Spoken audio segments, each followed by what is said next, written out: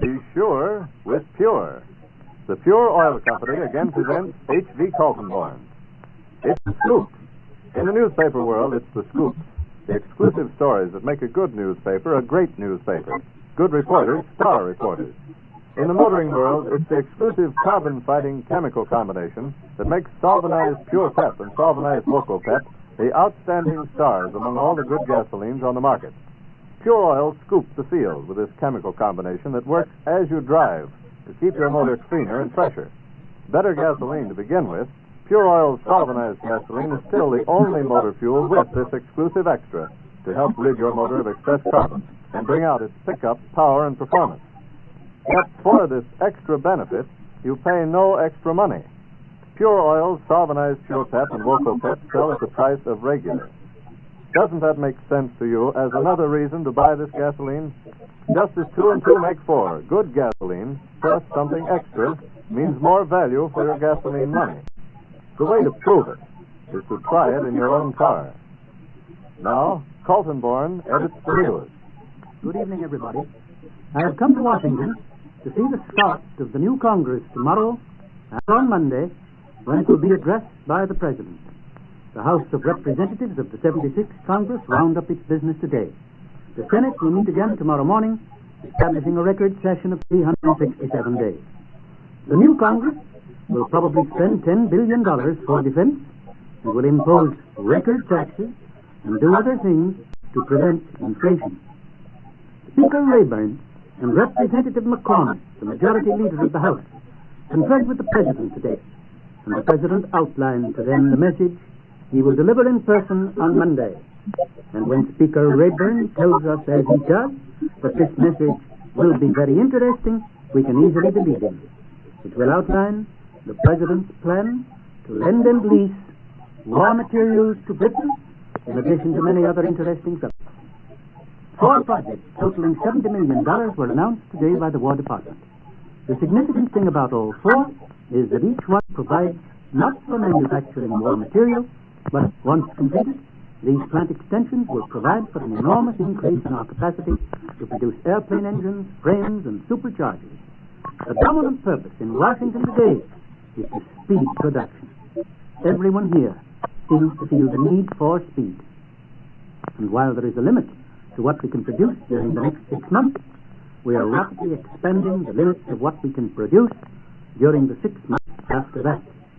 But why should Hitler wait with his all-out effort until the United States has reached the point of full production? More and more people in Washington are beginning to feel that the lease and blend policy must be applied to war material now on hand. They believe that the planes, destroyers, and merchant ships we let Britain have between now and May will be more important than all those we manufacture for her during the balance of the year. I had an opportunity today to discuss America's foreign policy with one of the men who helped make it. There are only half a dozen men in Washington who occupy key positions in foreign affairs. At the present time, they are working together much more closely than is necessary in the piping times of peace. And I want to quote to you exactly what one of these 6 men said, because I believe it gives a fair idea of the general administration attitude. I am neither an isolationist nor an interventionist. I believe in giving all help to Britain that can be justified under the rules of international law or an observance of sound conduct in relations among nations. We cannot violate the rules of decency among nations as the Axis powers have done. As to how much we can give in planes, destroyers, war materials, without jeopardizing the interests of the United States and of our own defense, I don't know. I will allow myself to be guided by the opinions of the military experts. They know, and I do not. As for credit, I believe we must help Britain whether she can or cannot pay for that aid. We cannot wait until Britain's cash and security resources are exhausted. She must be able to make commitments long in advance. I do not favor repeal of the Neutrality Act or of the Johnson Act, although the two are not exactly on the same footing. The essential thing for us is to keep our policy flexible. We must be in a position to respond to new developments. One thing is certain. We cannot permit threats on the part of the Axis powers to influence our policy. We should not do anything that would justify them in declaring war on us, but we should not be deterred from doing what we think right by the fear that they might declare war on us. And we must follow a firm policy towards Japan as well as towards Germany and Italy. We cannot permit Japan to move towards Singapore or the Dutch East Indies without taking immediate retaliatory action. And we must continue to help China with loans and munitions. But fundamentally, our peace and our well-being will depend on the state of our defense. I don't see any danger of military invasion for our generation or the next. But I do see danger of a situation so difficult that in time we would prefer open war to the continuation of a precarious peace. The next 4 months will bring important new developments. We must be ready to meet them as they arise. And for the moment, our best hope of peace lies in what American industry can produce. There is one thing in which I am disappointed. We really know comparatively little of what is actually going on in Europe in a political or military way.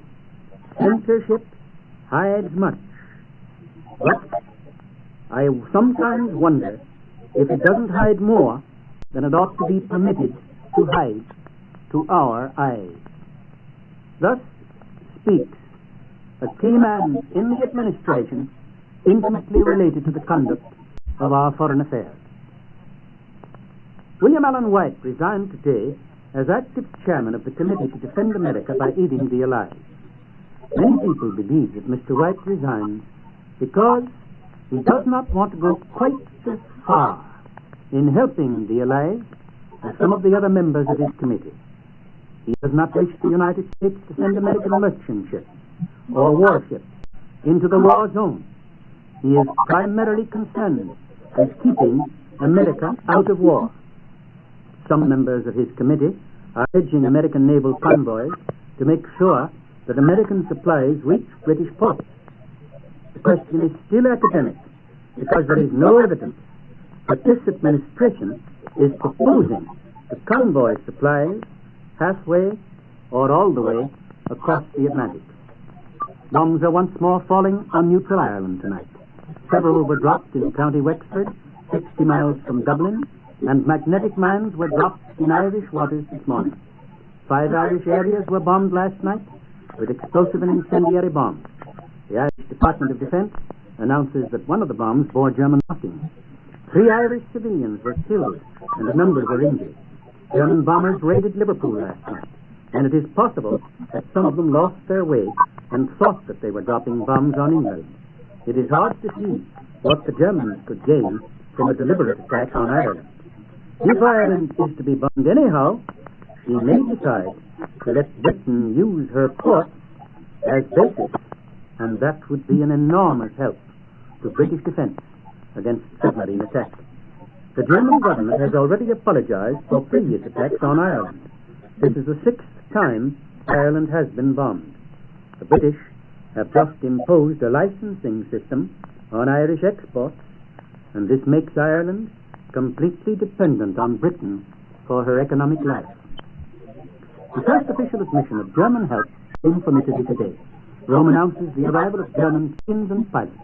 Their purpose, as stated in Italy's official statement, is to help in the bitter aero-naval fight now developing in the Mediterranean basin. Unquote. The chief of the Italian Air Force says the German fighters should be regarded as a great Italian unit. At the same time, Rome announces that the Italian Air Force sent to help Germany defeat England has been recalled. The reason is obvious. The British shot down the Italians at the rate of 5 to 1 every time they caught up with them. They made no effective contribution to German attack. Their presence was a moral gesture to demonstrate the solidarity of the Axis. but the Italians were so ineffective as a fighting force that the Germans are probably glad to get rid of them.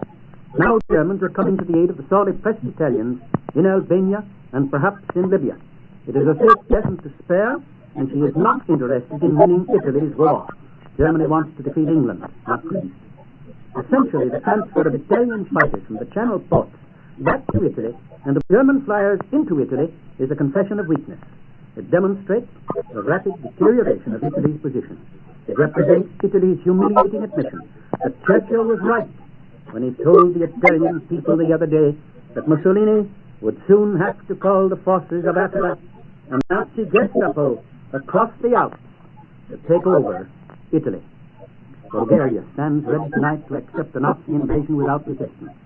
This was announced in Sofia today by a high Bulgarian official. He told the press that if Germany demands the right to send troops across Bulgaria, the government must consent. The chances are that Germany has already confronted the Sofia government with an ultimatum. The Bulgarian premier arrived in Vienna tonight, ostensibly for his health, but it seems more likely that his trip to Vienna is in the interest of his country's health. With Turks, Greeks, and Germans mobilized on all three of her frontiers, Bulgaria has been in a state of failing political health for some time. And since the Germans have poured an army of 500,000 men into Romania, the German invasion of Greece by way of Bulgaria was just a matter of time. Germany has not declared war on Greece only because she was not ready to invade Greece. Now she is rapidly getting ready. Germany's minister in Athens is said to have delivered a note to the Greek government today. The time has also come to deliver the usual ultimatum to Bulgaria. While he is in Vienna, Premier Filip will be told what is expected of his country. What will Bulgaria do? There is nothing much that she can do. The only country that could persuade Bulgaria to stay neutral is Soviet Russia, and the only persuasion that would count with Bulgaria is an ultimatum from Stalin to Hitler that he would fight at Bulgaria's side in case Germany invades. Stalin wants to stay neutral and will not send such an ultimatum. Russia has undoubtedly suggested to Germany that she would dislike to see Bulgaria invaded, but Germany will reply that she has the greatest respect for Bulgarian independence and only intends a peaceful passage through Bulgaria en route to Greece. But there is also Turkey. The Turks have indicated more and more definitely that if Bulgaria is invaded by the Germans in an attack on Greece, they will enter the war on the side of Greece. And so, Germany's move in the direction of Greece and Bulgaria may set the Balkans aflame. Good night. What do you want when you buy gasoline for your car? First of all, you want good gasoline. You can get it in a number of different brands. As a matter of fact, several of the leading brands of gasoline on the market today are actually superior to any gasoline available 10 years ago, including fighting aviation grade. Pure Oil has no corner on selling good gasoline. But Pure Oil's chemists and engineers have never been satisfied just to make our gasoline good. They've gone further than that. They start with good gasoline and add to it Pure Oil's special chemical combination to reduce excess carbon formation in your motor. The gasoline with this chemical bonus is galvanized Pure Pep or galvanized Loco Pep. It is the only gasoline with this exclusive feature. It costs no more than regular. If you believe in common sense gasoline buying, this is the gasoline for you. Just as surely as 2 and 2 make 4, a good gasoline plus something extra equals greater gasoline value for your money. Try it and see for yourself. Get it at the stations with the big blue and white Pure Oil sign. Don't forget H.V. Kaltenborn Saturday. Same time, same station. Be sure with Pure. Gene Hamilton speaking. This is the National Broadcasting Company.